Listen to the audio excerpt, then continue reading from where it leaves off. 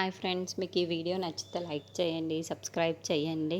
కమల్ అమ్మ పాపని తీసుకొని భానుమతి దగ్గరికి వస్తూ ఉంటుంది. ఇంతలో అక్కడున్న కమలమ్మ అయితే భానుమతిని చూసి, ఎందుకమ్మ కమలమ్మ ఆ పాపని ఇక్కడ తీసుకుని రమ్మన్నారు అని చెప్పేసి అడుగుతూ ఉంటుంది. ఆ మాటలు వినగానే అక్కడున్న భానుమతి అయితే, ఈ పాపని ఎక్కడో ఒక దగ్గర విడిచిపెట్టేస్తాను, ఈ పాప ఆశ్రమంలో ఉండడానికి వీల్లేదు అని చెప్పేసి అంటూ ఉంటుంది. ఆ మాటలు వినగానే అక్కడున్న కమలమ్మ అయితే ఒక్కసారిగా షాక్ అయిపోతూ ఉంటుంది. ఏంటమ్మా మీరేం మాట్లాడుతున్నారు అని చెప్పేసి అడుగుతూ ఉంటుంది. ఆ మాటలకి అక్కడున్న భానుమతి అయితే, అవును కమలమ్మ, నేను చెప్పేది నిజమే.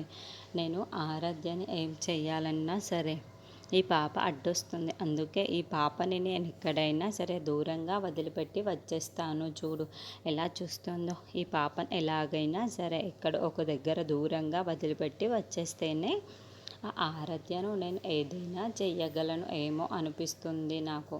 అందుకే నా పంతం తీర్చుకోవడానికి అనుకుంటే నేను ఈ పాపని ఎలాగో ఒక దగ్గర వదిలేసి నేను అప్పుడు ఆరాధ్య మీద ఏదో ఒక చేస్తాను అని చెప్పేసి అంటూ ఉంటుంది. ఆ మాటలు వినగానే అక్కడున్న కమలమ్మ అయితే ఒక్కసారిగా షాక్ అయిపోయి భానుమతి వైపుకు చూస్తూ ఉండిపోతుంది. ఇంతలో ఆరాధ్య పాప ఎక్కడ ఉందో అని వెతుక్కుంటూ అయితే గుడికి వస్తూ ఉంటుంది. ఇంతలో అక్కడున్న మాలిని అయితే బొమ్మతో ఆడుకుంటూ గుళ్ళో కూర్చొని ఉంటుంది.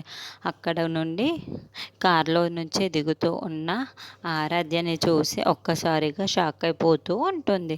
ఏంటి నా చెల్లిలా ఉంది అని అనుకుంటూ ఉంటుంది. ఇంతలో అక్కడున్న మాలిని అయితే, అవును నిజంగానే నా చెల్లి అదిగో నడిచి వస్తుంది, గుడికి నడిచి నా దగ్గరికే వస్తుంది అనుకుంటూ ఉంటుంది. ఇంతలో అక్కడున్న ఆరాధ్యాన్ని చూసి,